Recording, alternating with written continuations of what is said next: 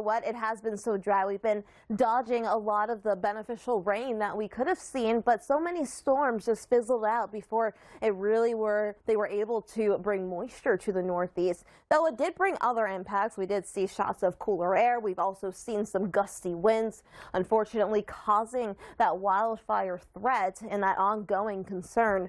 Though we look back at the past 24 hours, we were talking a lot about this upcoming rain and how it was going to be a good thing long term.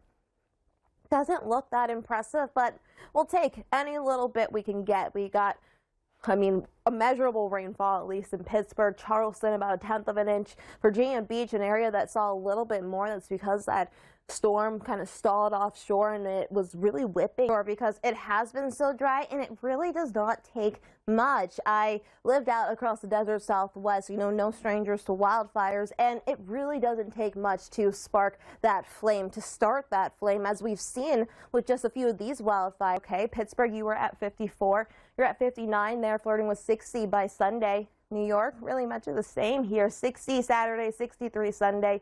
So if you're not going to see a slight change, you're overall staying relatively steady, even in Burlington, Bangor. But you'll see Virginia Beach dry. And I can say that for the Southeast as well, which is the good news, because you guys did see some drenching rainfall here over the past few days. So this weekend, looking great when it comes to that. But really everywhere we could really use the rain. Heads up though, don't forget about that fire weather threat. No outdoor burning recommended. Those red flag warnings, those fire weather watches are still in effect across a lot of southern New England, but really anywhere in the Northeast. It has been dry.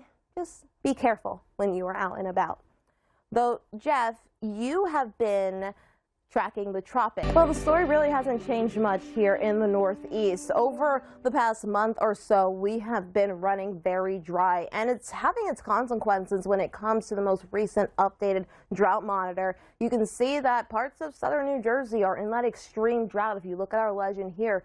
But no, it's expanded a little bit further inland. Still talking about that exceptional drought, though, across the Ohio valleys. That's something we've been monitoring for quite some time, and we're going to continue to look at this because it has been very, very dry, the driest it's been in decades, but we're seeing those problems, and unfortunately the dry weather has been helping to fuel those wildfires. So some places are under voluntary water restrictions, some may be under mandatory water restrictions. Here's just a few ways, just a few tips to maybe help save water. You can take a shorter shower, maybe even only run a load of laundry when it's full, same when it comes to the dishwasher. But make sure you also turn off that water whenever it's not needed, maybe when you're brushing your teeth. That brush fire risk here extends into Saturday, and unfortunately a lot of the same areas are going to be under that threat level with the gusty winds, and we're going to have that low relative humidity. With this past storm, the Northeast, a lot of the Northeast didn't really see a drop. It was very dry, and so that low relative humidity stayed here, and unfortunately it's going to help kick up that chance for some brush fires, especially as those winds are still whipping coming out of the northwest, and it's not going to help any on that dried out vegetation. A lot of us are going to say dry and overall a pretty mild November weekend for you. So if you do have any outdoor plans, you're looking great here in New York. You're in the 60s. You'll have plenty of sunshine. Similar story in Pittsburgh. A few more clouds there by Sunday.